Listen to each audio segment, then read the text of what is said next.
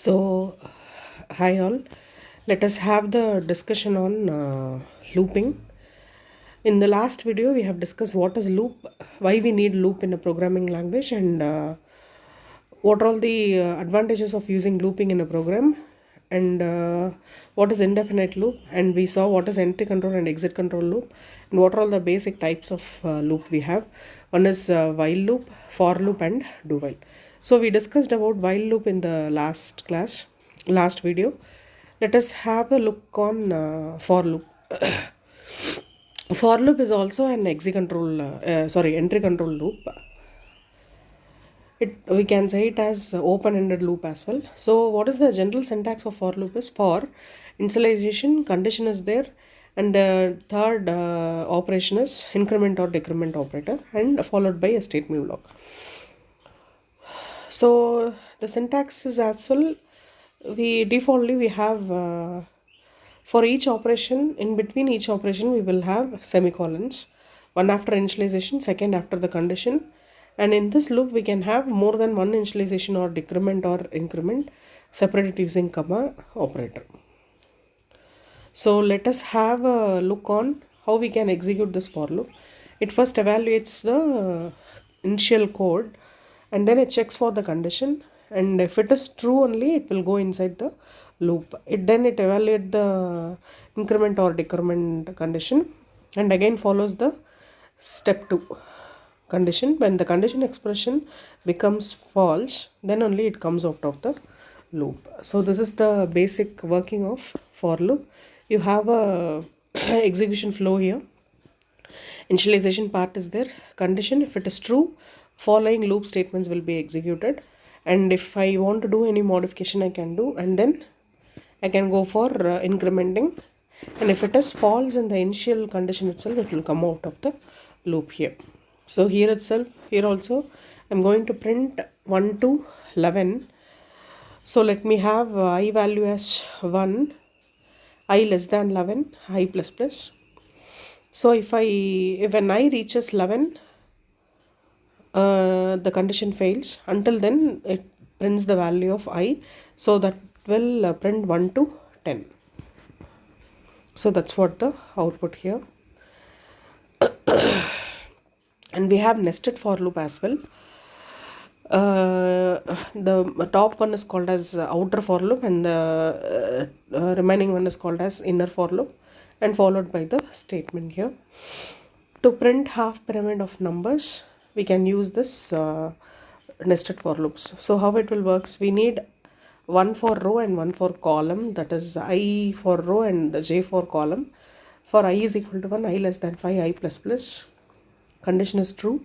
I is equal to 1, 1 less than 5, condition is true. I'm just going to print /n, and in the second loop I'm just initializing j value is equal to I. So now my current j value is what? 1. 1 is greater than 0, condition is true. I'm just going to print the j value as 1.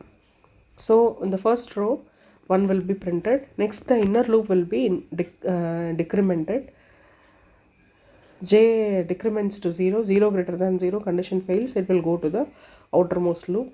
J will be now incremented as 2, 2 less than 5, condition true. Again it moves to the second row.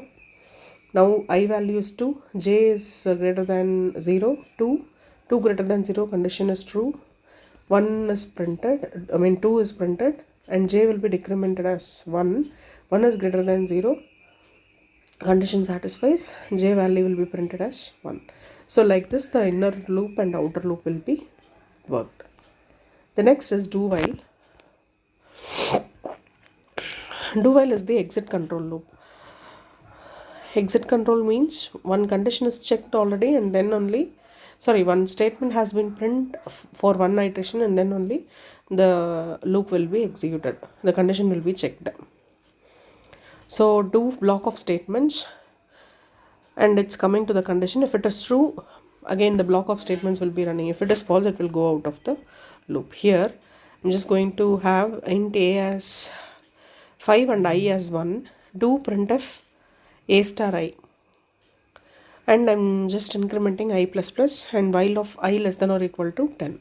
So initially the value of A and I is 5. A into I, 5 will be printed, and then value of I will be incremented as 1, and I is 1 less than or equal to 2 less than or equal to 10, condition true.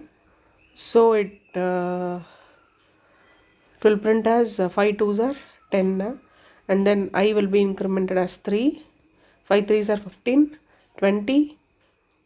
So likewise it will print when I reaches 10, 10 less than or equal to 10, condition satisfies, 5 10s are 50. When I reaches 11, condition fails, so 5 to 50 value will be getting printed. The next is looping, jumping out of the loops. We have break statement here, which jumps from the particular statement and skips the loop. Here is the example for breaking. And continuous statement is almost needed to run a particular statement continuously. I will use this continuous statement, which what it will do is it's just skip the current iteration of the loop and continues with the next iteration. So this is the example they have given for continue. Thank you.